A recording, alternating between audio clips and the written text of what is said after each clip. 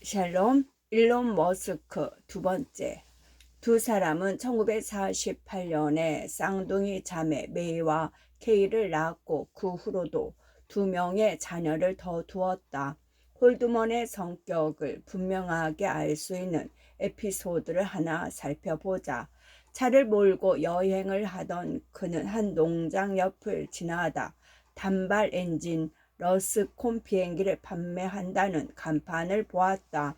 수중에 그만한 돈이 없었던 그는 농장주를 설득해 자신의 차를 주고 비행기를 구입했다. 이 거래가 특히 충동적이었던 까닭은 홀드먼이 비행기를 조정하는 법을 모른다는 데에 있다. 그는 그곳에서 파일럿을 고용해 집으로 날아왔고 그에게서 비행기 조종법까지 배웠다. 이후 그 가족은 나르는 홀드먼 가족으로 알려졌으며 그는 카이로프랙틱 업계의 전문지에 아마도 카이로프랙틱 요법사들의 비행 역사상 가장 주목할 만한 인물일 것이라고 소개되었다. 이는 정확한 설명일지 몰라도 다소 편협한 찬사가 아닐 수 없었다. 홀드먼 부부는 메이와 케이가 생후 3개월쯤 되던 무렵 좀 더 큰 벨랑카 단발 엔진 비행기를 장만했고 그 아기들은 나르는 쌍둥이로 통하게 되었다. 독특한 보수적 포퓰리즘의 견해를 가지고 있던 홀드먼은 캐나다 정부가 개인의 삶에 너무 많은 통제권을 행사하고 있으며 대외적으로는 약한 국가가 되었다고 믿게 되었다. 그래서 1950년 그는 여전히 백인 아파르트헤이트 정권이 통치하고 있던 남아공으로 이주하기로 결정했다. 그들은 벨랑카를 분해해 대형 상자들에 담은 다음 케이프타운으로 향하는 화물선에 올랐다. 올드먼은 내륙 지방에서 살기를 원했기에 케이프타운에서 다시 대부분의 사람들이 아프리칸스어, 네덜란드어에서 발달한 언어로 남아프리카 공화국의 공용어, 아프리칸스어가 아닌 영어를 구사하는 요하네스버그를 향해 떠났다. 그러나 홀드먼은 요하네스버그와 인접한 도시인 프리토리아의 상공을 날아가면서 자카란다 나무들이 라벤더 빛깔의 꽃들로 풍성하게 뒤덮인 모습을 보고 이렇게 말했다. 여기가 우리가 정착할 곳이다. 조슈아와 위니프레스가 어렸을 때 위대한 파리인이라고 알려진, 적어도 그는 자신을 그렇게 불렀다. 윌리엄 헌트라는 사기꾼 쇼맨이 무수조에 와서 자신이 남아프리카 칼라하리 사막을 횡단하던 중에 목격했다면서 고대의 잃어버린 도시에 대한 이야기를 들려준 적이 있었다. 그 이야기꾼이 왜 할아버지께서 사진들을 보여주었는데 당연히 위조한 사진들이었을 텐데도 왜 할아버지는 그의 말을 철석까지 믿었지요. 잃어버린 도시를 다시 발견하는 것이 자신의 사명이라고 결심까지 했으니까요. 머스크의 말이다. 아프리카 생활을 시작한 홀드먼 부부는 그 전설의 도시를 찾아 매년 한 달씩 칼라하리 사막을 트레킹하곤 했다. 사냥을 해서 식량을 구하고 사자들의 공격을 막아내기 위해 총을 끼고 자면서 말이다. 홀드먼 가족은 가훈을 하나 채택했다. 위험하게 살되 조심하자. 그들은 노르웨이 등지로 장거리 비행을 다니기 시작했고 케이프타운에서 알제리의 수도 알제까지 12,000마일 약 19,300km를 달리는 자동차 경주에 참가해 공동 1위에 오르기도 했으며 사상 최초로 아프리카에서 호주까지 단발 엔진 비행기로 날아가는 데 성공하기도 했다. 연료 탱크들을 추가하기 위해 비행기 뒷좌석을 모두 제거해야 했대요 라고 메이는 훗날 그에 대해 회상했다. 조슈아 홀드먼의 리스크 감수 성향은 결국 대가를 치르게 되었다. 그가 비행을 가르치던 훈련생이 전선을 피하지 못하는 바람에 비행기가 뒤집혀 추락하는 사고가 발생했고 그 사고로 그는 목숨을 잃었다. 그의 외손자 일론 머스크가 3살 때 일어난 사고였다. 외할아버지는 진정한 모험에는 그에 상응하는 리스크가 따른다는 것을 알고 계셨어요. 그런 리스크가 당신께 활력을 불어넣은 요소였지요. 머스크의 말이다. 홀드먼은 그러한 정신을 쌍둥이 딸 중 한 명에게 각인시켰다. 바로 일론의 어머니 메이였다. 나는 준비만 되어 있다면 어떤 리스크든 감수할 수 있다고 생각해요. 메이의 말이다. 학창시절 그녀는 과학과 수학을 잘했고 또한 눈에 띄게 아름다웠다. 큰 키에 파란 눈, 높은 광대뼈와 조각 같은 턱을 가진 그녀는 15살 때부터 모델로 일하기 시작했고 토요일 아침이면 백화점 런웨이 쇼에 오르곤 했다. 그 무렵 그녀는 동네에서 역시 눈에 띄게 잘생긴 소년을 만났다. 번지르르 하면서도 비신사적인 구석이 엿보였지만 말이다. 에롤 머스크. 에롤 머스크는 모험가이자 항상 다음 기회를 노리는 책략가였다. 영국인인 그의 어머니 코라는 14살에 학교 공부를 마치고 전투 폭격기에 외피를 만드는 공장에서 일하다가 난민선을 타고 남아프리카로 넘어왔다. 그리고 그곳에서 월터 머스크를 만났다. 당시 월터는 이집트에서 가짜 무기와 서치라이트 등을 배치하여 독일군을 속이는 작전을 수립하던 암호해독가이자 정보 장교였다. 전쟁이 끝난 후 그는 조용히 안락 의자에 앉아 술을 마시고 암호 기술을 이용하여 십자 말풀이를 하며 세월을 보내는 것 외에는 거의 아무런 일도 하지 않았다.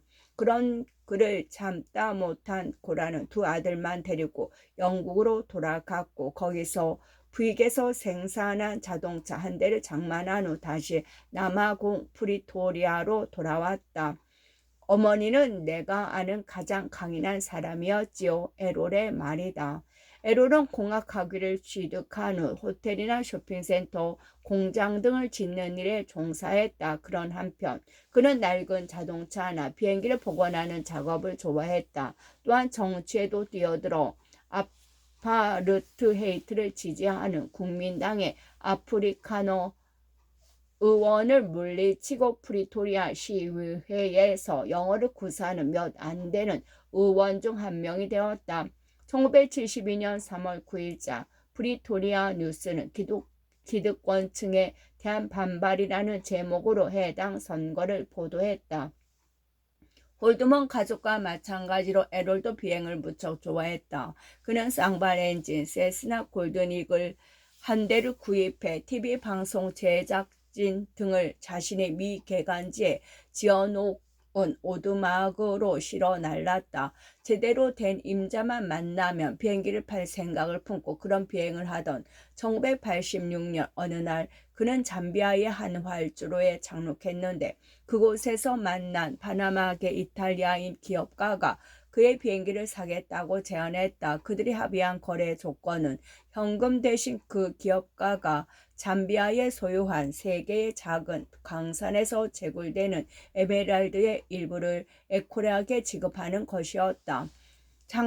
당시 잠비아는 식민지에서 벗어나 흑인 정부가 들어서 있었지만 관료 제도가 제 기능을 못하는 상태였다.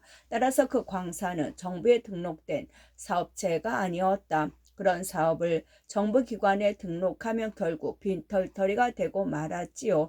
권력을 장악한 흑인들이 다 뺏어가던 시절이었으니까요. 에롤의 설명이다.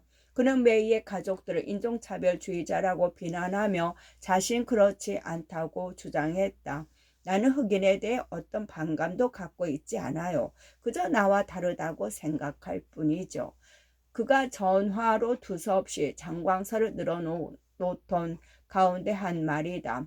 에롤은 결코 그 광산의 소유지 부분을 보유한 것이 아니었지만 에메랄드 원석을 수입해서 요하네스크에서 가공하는 방향으로 사업을 확장했다.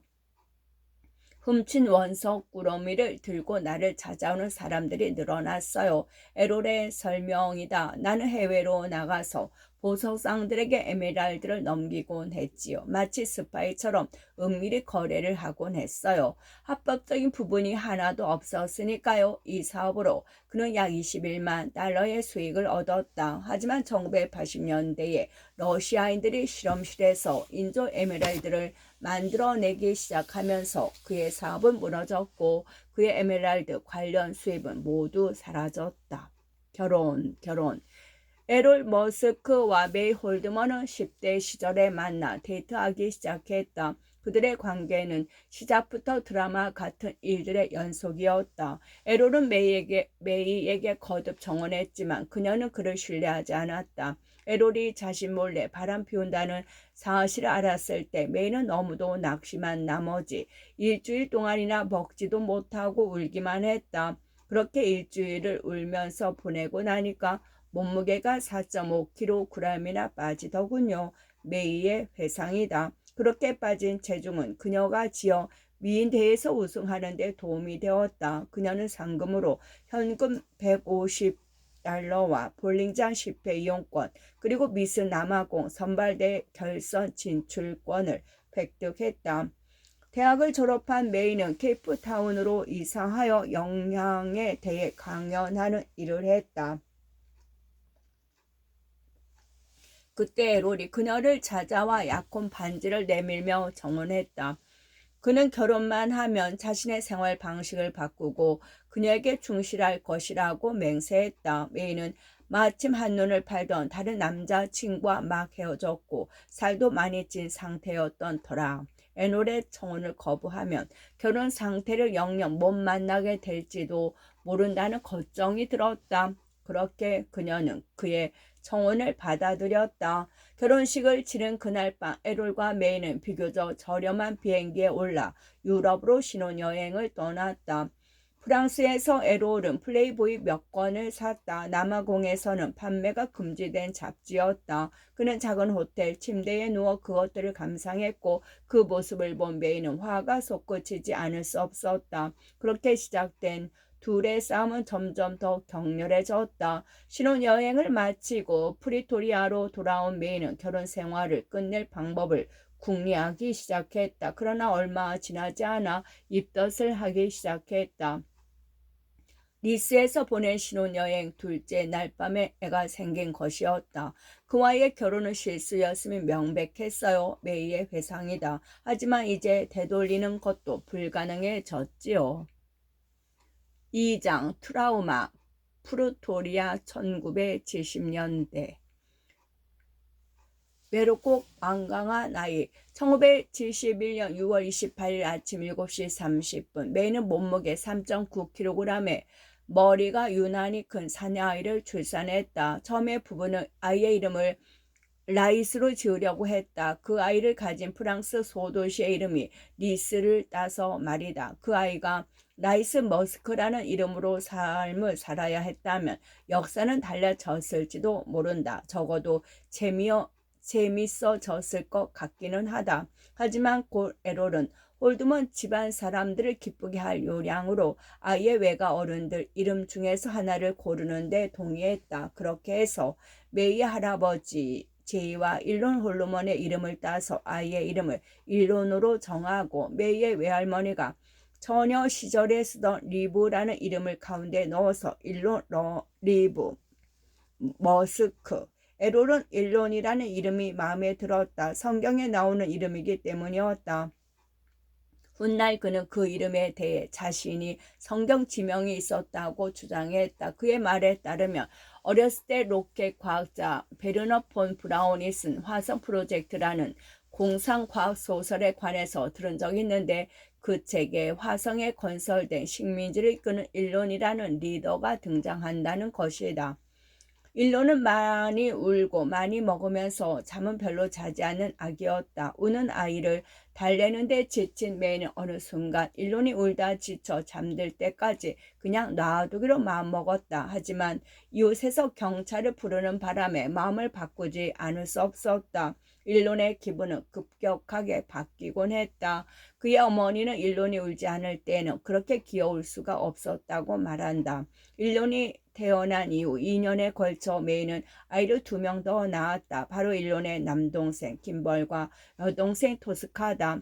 메이는 아이들을 애지중지하면서 키우는 엄마가 아니었다. 덕분에 아이들은 마음껏 돌아다닐 수 있었다. 유무는 없이 가정부만 한 명 있었는데 그녀는 일론이 로켓과 폭약을 가지고 시험을 하면서 놀아도 별다른 신경을 쓰지 않았다. 일론은 자신이 그렇게 어린 시절을 보내고도 10손가락이 온전한 게 신기할 정도라고 말한다. 그가 3살 때 어머니는 아이의 지적 호기심이 풍부한 것을 보고 유아원에 보내기로 결정했다. 원장은 다른 원아들보다 어린 아이들을 사회적인 측면에서 많은 어려움을 겪게 된다고 지적하며 그 결정을 철회하도록 설득했다. 1년 후에 데려오는 게 좋겠다는 얘기였다. 하지만 메이는 그럴 수 없어요. 아이한테 저 말고도 대화를 나눌 누군가가 필요해요. 애가 너무 똑똑하거든요. 라고 말했고 결국 원장의 생각을 꺾었다. 하지만 그것은 실수였다. 일론에게는 친구가 생기지 않았고 2년 차에 들어서면서 그는 선생님 말도 듣지 않기 시작했다. 선생님이 다가와서 야단을 쳐도 나는 선생님을 쳐다보지도 귀를 기울이지도 않곤 했지요. 일론의 회상이다. 원장은 부모님을 유아원으로 불러 이렇게 말했다. 몇 가지 근거로 볼 때 아이의 지능 발달이 정상에 비해 뒤떨어지는 것 같이 보입니다.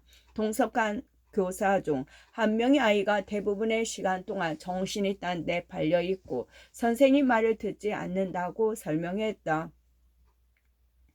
내내 창밖만 바라보고 있어서 제가 수업에 집중하라고 하니까 잎사귀들이 이제 갈색으로 바뀌고 있어요 라고 하더군요. 에롤은 일론의 말이 맞지 않느냐고 잎사귀들이 갈색으로 바뀌고 있지 않느냐고 대꾸했다. 그러한 교착 상태는 일론의 청각에 문제가 있을지 모르니 청력 검사를 받아보라는 제안에 부모가 동의하면서 일단락되었다. 그들은 내 귀에 문제가 있다고 판단했고 그래서 나의 인두 편두를 제거했지요. 일론의 회상이다. 그렇게 유아원 관계자들의 불만은 가라앉았지만 그의 멍 때리는 경향과 생각할 때 자기만의 세계로 빠져드는 형태는 전혀 바뀌지 않았다. 어렸을 때부터 무언가에 대해 열심히 생각하기 시작하면 나의 모든 감각 시스템이 차단되고 했어요. 일론의 말이다. 다른 것이 보이지도 들리지도 느껴지지도 않아요. 뇌가 지금 생각하는 것과 관련해서만 돌아가기 때문에 새로운 정보가 들어설 틈이 없는 거죠. 다른 아이들은 그의 관심을 끌어보려고 그의 눈앞에서 팔짝팔짝 뛰거나 발을 흔들어 대곤 했다. 하지만 아무런 효과가 없었다. 일론이 그런 식으로 멍하니 있을 때는 그냥 놔두는 것이 상책이에요 라고 그의 어머니는 말한다. 일론은 자신이 바보라고 여기는 사람들에게 공순히 대하는 법이 없었고 그런 태도는 사람들과의 관계를 더욱 힘들게 만들었다. 그는 멍청이라는 말을 빈번히 입에 올렸다. 학교에 다니기 시작하면서 더 외롭고 우울해졌어요. 어머니는 말한다. 김벌이나 토스카는 입학 전날부터 친구를 사귀고 집에 데려오곤 했는데 일론은 집에 친구를 데려온 적이 한 번도 없어요. 친구는 사귀고 싶은데 그 방법을 몰랐던 거예요. 결과적으로 그는 갈수록 외로워졌고 그로 인한 아픔이 그의 영혼에 각인되었다. 연애 문제로 마음이 어수선하던 2017년 일론은 롤링스톤지와의 인터뷰에서 이렇게 회상했다. 어린 시절에 내가 자주 입 밖으로 꺼냈던 말이 있었어요. 결코 혼자 있고 싶지 않아. 이 말을 자주 했지요. 혼자 있고 싶지 않단 말이야. 그는 5살이 되던 어느 날 사촌 중 한 명의 생일 파티가 열리는 날이었는데 일론은 누군가와 싸운 일로 집에 남아 있으라는 벌을 받았다. 하지만 그는 매우 완강한 아이였고 그래서 혼자서 걸어서 사촌의 집까지 가겠다고 마음먹었다. 사촌의 집은 프로토리아의 반대편에 있어서 좋게 2시간은 걸어가야 했고 게다가 일론은 너무 어려서 도로 표지판도 읽을 줄 몰랐다. 차를 타고 가본 적이 있어서 어떻게 생긴 길을 따라가면 되는지는 대충 알고 있었어요. 어떻게든 가겠다고 마음을 먹었고 그래서 그냥 걷기 시작했지요. 일론의 말이다. 그가 가까스로 그곳에 도착했을 때에는 파티가 끝나가고 있었다. 어머니는 그가 길을 따라 걸어오는 것을 보고 소스라치게 놀랐다. 또 벌을 받을까 봐 겁이 난 일론은 길 옆에 단풍나무에 올라가 내려오길 거부했다. 김벌은 나무 아래서 경이로운 시선으로 형을 올려다본 그 일을 기억한다. 그는 사람의 마음을 뒤흔들 정도의 때로는 무서울 만큼의 단호한 완강함을 가지고 있었어요. 지금도 여전히 그렇답니다. 8살 때 일로는 그런 완강한 마음으로 오토바이를 갖는데 집중했다. 그렇다 8살이었다. 그는 의자에 앉은 아버지 옆에 서서 나름의 논리를 내세우며 반복적으로 오토바이를 사달라고 졸라댔다. 아버지가 신문을 집어들며 조용히 하라고 명령하면 그는 그대로 계속 서 있곤 했다. 흔히 볼 수 없는 정말로 특이한 장면이었어요. 김벌은 말한다. 형은 조용히 거기 서 있다가 다시 자신의 주장을 늘어놓고 그러다 또 아버지가 한마디 하면 입을 다물었어요. 이 장면은 수주에 걸쳐 매일 저녁 펼쳐졌다. 아버지는 결국 두 손 들고 일론에게 푸른색과 금색에 어우러진 50cc 야마하 오토바이 한 대를 사주었다. 인류는 또한 다른 사람들이 무엇을 하고 있는지 신경 쓰지 않고 혼자서 멍하니 돌아다니는 경향이 있었다. 인류이 8살 때 가족 전체가 친척 방문차 리버풀로 여행을 갔는데 하루는 부모님이 그와 동생을 공원에 데려가 잠시 아이들끼리 놀라고 놔두었다. 한자리에 머물러 있는 것은 천성에 맞지 않던 인류는 거래를 배워하기 시작했다. 한 손이 울고 있는 나를 발견하고 자기 엄마한테 데려갔지요.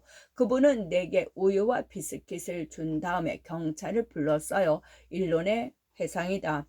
경찰서에서 부모를 다시 만났을 때 그는 무언가 잘못된 상황이라는 것을 인식하지 못했다. 그 나이에 나와 동생만 공원에 놔둔 게 자체가 미친 짓이었지요. 그가 말한다. 요즘 부모들은 과잉 보호가 문제라고 하지만 우리 부모님은 그런 것과는 거리가 멀어도 한참 멀었지요. 그러고 적지 않은 시간이 흐른 후 나는 솔라루프 설치 현장에서 머스커를 만난 적이 있다. 그는 X라는 이름의 2살 배기 아들을 데리고 나왔다. 밤 10시에 가까운 시간이었고 2개의 스포트라이트가 비추는 가운데 지게차와 기타 이동 장비들이 큰 그림자를 들이우고 움직이고 있었다. 머스크는 혼자 알아서 놀라는 듯이 X를 바닥에 내려놓았고 그러자 아이는 주저없이 여기저기를 기웃거리기 시작했다. X가 전선과 케이블 사이를 오가며 요리조리 살피는 동안 머스크는 간간히 눈길을 던질 뿐 말리지 않았다. 마침내 X는 스포트라이트에 기어오르기 시작했고 그러자 머스크가 다가가 그를 들어 안았다. 아이는 제지당한 것이 불만인 듯 몸을 꿈틀거리며 꽥 소리를 질렀다. 머스크는 나중에 자신이 아스퍼거 증후군을 앓고 있다고 밝히고 심지어 농담까지 하곤 했다. 아스퍼거 증후군은 자폐 스펙트럼 장애의 한 형태에 대한 일반적인 명칭으로 사회성과 인간관계, 정서적 연결, 자기조절 능력 등에 영향을 미칠 수 있다. 어렸을 때 실제로 그런 진단을 받은 적은 한 번도 없거든요. 어머니의 말이다. 하지만 본인이 그렇다고 하니 그 말이 맞겠지요.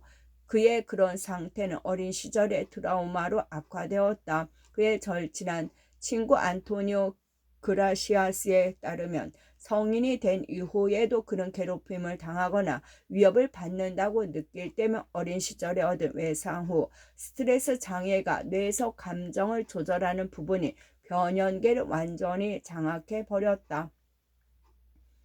그 결과 그는 사회적 신호를 잘 포착하지 못했다. 나는 사람들이 무언가를 말하면 액면 그대로 받아들이곤 했어요. 그의 말이다. 사람들이 말하는 내용이 항상 진심은 아니라는 것을 오로지 독서를 통해 배웠어요. 그는 공학, 물리학, 코딩과 같은 보다 정확한 주제를 선호했다. 모든 심리적 특성이 그렇듯이 머스크의 특성 역시 복합적이고 개발화되어 있었다. 그는 특히 자녀와 관련해서는 매우 따뜻해질 수 있었고 혼자 있게 되면 불안감을 심하게 느꼈다. 그러나 그에게는 일상적인 친절이나 따뜻함, 사랑받고 싶은 욕구를 만들어내는 감정, 수용기가 없었다. 그는 공감, 능력을 타고나지 못했다. 덜 전문적인 용어로 표현하자면 그는 개자식처럼 굴 수도 있었다. 부모의 이혼. 해안가 집으로 이사했다. 그곳에서 그녀는 모델 일과 영양사 일을 번갈아 하면서 생계를 꾸렸다. 돈에 쥐돌리지 않을 수 없었다. 아이들의 교복이나 학습서를 중고로 사주곤 했다. 때로 아이들을 주말이나 연휴를 이용해 기차를 타고 아버지를 보러 프로토리아에 갔다. 대개 토스카는 동행하지 않았다. 아이들을 돌려보낼 때 애들 가방이나 옷 같은 거 하나 안겨서 보낸 적이 없었어요. 그래서 매번 내가 애들 새 옷을 사줘야 했지요. 메이의 말이다. 그는 내가 결국 자기한테 돌아올 거라고 말했죠. 가난에 찌들고 애들을 먹이지도 못하게 돼서 말이에요. 메이는 종종 모델 일이나 영양 관련 강연으로 인해 아이들만 집에 남겨둔 채 출장을 가야 했다. 그렇게 일하는 것에 대해 죄책감 같은 건 느끼지 않았어요. 다른 방법이 없었으니까요. 그녀가 말한다. 내 아이들은 스스로 자신을 돌봐야 했지요. 그러한 자유는 아이들에게 자립심을 길러주었다. 아이들이 어떤 문제에 부딪히기라도 하면 그녀는 상투적으로 대응하곤 했다. 스스로 해결책을 찾아보렴. 김벌은 이렇게 말한다. 엄마는 다정하거나 포근한 것과 거리가 멀었고 늘 일만 했어요. 하지만 그것이 우리에겐 선물이나 다름없었지요. 일로는 올빼미형 인간으로 발전해서 새벽까지 밤새워 책을 읽기 일쑤였다. 그는 아침 6시에 어머니 방에 불이 들어오는 게 보이면 침대로 기어들어가 잠을 자곤 했다. 당연히 어머니는 학교 가라고 일론을 깨우는데 애를 먹곤 했다. 어머니가 집을 비운 날에는 종종 오전 10시가 지나서 수업에 들어가기도 했다. 학교로부터 수차례 전화를 받은 에롤은 양육권 소송을 제기했고 그에 따라 일론의 선생님들과 메이의 모델 에이전트 그리고 이들에게 법원의 소환장이 발부되었다. 그리고 재판이 열리기 직전에 소를 취하했다. 양육권 소송을 제기했다가 취하하는 그의 이런 형태는 이후 몇 년 더울로 수차례 반복되었다. 토스카는 이 일을 떠올리며 눈물을 흘리기 시작했다. 엄마가 소파에 앉아 흐느끼던 모습이 기억나요. 나는 어떻게 해야 할지 몰랐고요. 내가 할 수 있었던 것은 그저 엄마를 안아주는 것뿐이었죠. 메이와 에롤은 각기 가정의 행복보다는 극적인 강렬함에 이끌렸다. 그리고 그런 특성은 아이들에게도 이어졌다. 이혼 후 메이는 다른 폭력적인 남자와 데이트하기 시작했다. 아이들은 그를 몹시 싫어해서 때때로 그의 담배에 작은 폭약을 심어 놓곤 했다. 불을 붙이면 터지라고 말이다. 그 남자는 메이에게 전화하자마자 다른 여자를 임신시켰다. 내 친구였어요. 함께 모델 일을 했었던 친구. 메이의 말이다. 제3장 아버지의 집으로 프로토리아 1980년대 이사 10살 때 머스크는 나중에 후회하게 되는 운명적인 결정을 내린다. 아버지 집으로 들어가 함께 살기로 한 것이다. 그는 혼자서 위험한 야간 열차에 올라 더반에서 요하네스버그까지 갔다. 여기서 자신을 기다리고 있는 아버지를 발견하자 일로는 기뻐서 태양처럼 환하게 빛나기 시작했다. 에롤의 표현이다. 안녕 아빠, 햄버거 먹자. 그는 소리쳤다. 그날 밤 그는 아버지의 침대에 기어들어가 잠을 잤다. 일로는 왜 아버지와 함께 살기로 결정한 걸까? 내가 이유를 물었을 때 그는 한숨을 내쉰 후 1분 가까이 아무 말도 하지 않았다. 아버지가 너무 외로워 보여서 내가 함께 있어줘야 한다고 느꼈어요. 마침내 그가 대답했다. 아버지가 내게 심리적 속임수를 쓴 거지요. 또한 그는 나나라는 애칭으로 불리던 할머니, 즉 에롤의 어머니 콜라를 무척 좋아했다. 콜라는 아이 셋이 모두 어머니와 살면서 아버지를 혼자 살게 하는 것은 불공평한 일이라고 일론을 설득했다. 어떤 면에서 그 결정은 그다지 이상할 게 없었다. 일로는 10살이 되었는데도 여전히 사람들과 어울리는 데 서툴렀고 친구가 전혀 없었다. 어머니는 아이들에 대한 애정이 넘쳤지만 과로에 시달렸고 주의가 산만하며 여러모로 연약했다. 대조적으로 아버지는 거만하고 당당하며 근소음과 압도적인 존재감을 뽐내는 덩치 큰 남자였다. 그가 하는 사업은 기복이 있었지만 그 당시에는 돈벌이가 잘 돼서 기세가 등등했다. 금세 캠퍼로 로스로이스 코니사를 굴릴 정도였는데 그보다 더 중요한 것은 백과사전 2세트와 많은 제 다양한 엔지니어링 도구를 가지고 있었다는 것이었다. 이런 몇 가지 이유 때문에 어린 소년 일로는 아버지와 함께 살기로 결정했다. 정말 잘못된 생각으로 판명됐지요. 그는 말한다. 아버지가 얼마나 끔찍한 사람인지 아직 몰랐던 거예요. 4년 후 김벌이 그의 뒤를 따라 아버지에게 왔다. 형, 혼자 아버지와 함께 살게 두고 싶지 않았어요. 김벌의 말이다. 끝.